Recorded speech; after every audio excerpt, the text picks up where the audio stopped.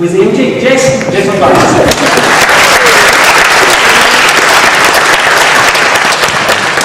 Hey, how's everybody doing? Good. I'm Jason Barnes, play drums, also a student at Atlanta Student Music and Media. I've been playing drums since I was about 15 years old. It's about 9 years now, I'm 24.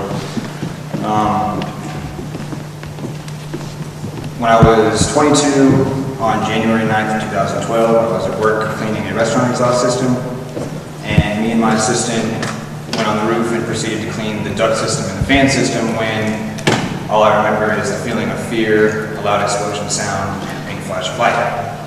I came to in the hospital, I'm not sure how long after, burnt and cooked, and I thought that I was in some sort of fire or an explosion, and then everybody informed me that I was electrocuted. I didn't remember that, so of course I was shocked, literally. And what my assistant told me happened is we were on the roof, getting ready to clean a fan, and he said something spooked me. I yelled, "Get down," and then he remembers pink lightning coming from the power lines / transformers, knocked us both on the ground. And when he got up, I was still on the ground, seizuring and everything.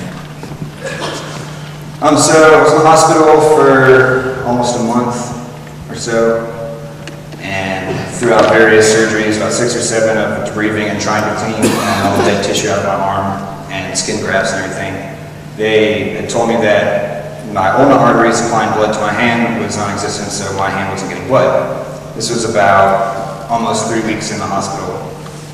So that was a 6th or 7th surgery. So at that point, I didn't really know the seriousness of the situation, and I kind of leveled with the doctors and asked them what the best option was and the best recovery plan. And I asked them if amputating my hand was the best option, the best way out of here, and they proceeded to tell me, that was more than likely the best thing. If I did keep my hand, it would be years of recovery. I would be lucky if I was able to move it again. Things of that sort, so I decided to have it amputated.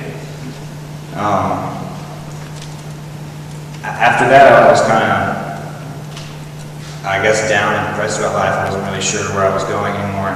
I was dwelling on the things that I didn't think I could do anymore: play drums, play guitar, play bass, play video games, anything you think you couldn't do with 2 hands. I was thinking about how limited I was. So after about a week of my amputation, week and a half, they released me from the hospital. I went home and was still kind of down and depressed, didn't really know where I was going with my life. And so about 3 weeks or so after all that, out of boredom and everything, and I was just losing my mind, I drug my drum set out of the garage and proceeded to tape a stick to my arm and to see if it was still possible if I played drums. So played on the drums for a couple of minutes under excruciating pain, and throughout all that, it gave me the inspiration and everything like, hey, this is still possible, I can still do this, I can still play drums. So that was like a huge weight lifted off my shoulders, And throughout various physical therapies and things like that, my physical therapist, Dan Acker, made me a makeshift drum prosthetic out of a drumstick. And so again, that was a boost of inspiration, another weight lifted off my shoulders, and I'm sitting there thinking like, this is still possible. So after messing with that for a little while, about a month or so after that, I received my first normal prosthetic, and at the time I wanted something that I could play drums with. So there's a company that made a prosthetic device that held a drumstick, and I received that, was kind of more satisfied, but still not as satisfied as with what I could do. So throughout about a month, 2 months of modifying things on the prosthetic, I got it to work 50 to 75% more efficient than how I had it. At first, it was a single hit that I could do. Now I have it modified so I can actually get a double stroke in there, so it simulates my wrist. I played with it for about a year or so, and after all that, when I gained the confidence, I'd heard of Atlanta Student Music and Media for a while, and I decided, heck, I'm going to go try out for an audition. So I went on audition, failed the audition because I didn't know how to read sheet music. Throughout some private lessons with my drum teacher, Craig Harper, he helped me out, showed me how to do everything, and a couple weeks later I went, took another audition, passed, and was accepted into AIM. So that was awesome. It was, hey, I'm good enough to be here at drum school, so I can do this. My first private lesson with my drum teacher, Eric Sanders, we sat down, and he was curious and intrigued. He wanted to see how I played drums and what my limitations were. So we sat down, I played for him, and we kind of collaborated on where my strong points were and where my weak points were.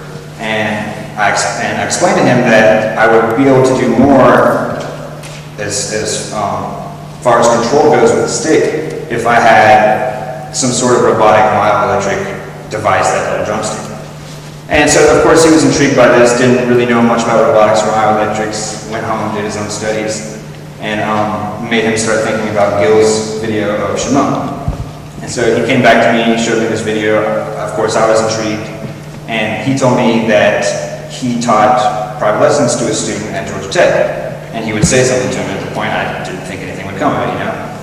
And so the student shortly thereafter gave Eric Gil's email address, and he emailed him, and at that point still I wasn't thinking anything was going to come from it. His student told us that Gil was very busy and, you know, the chances were really slim.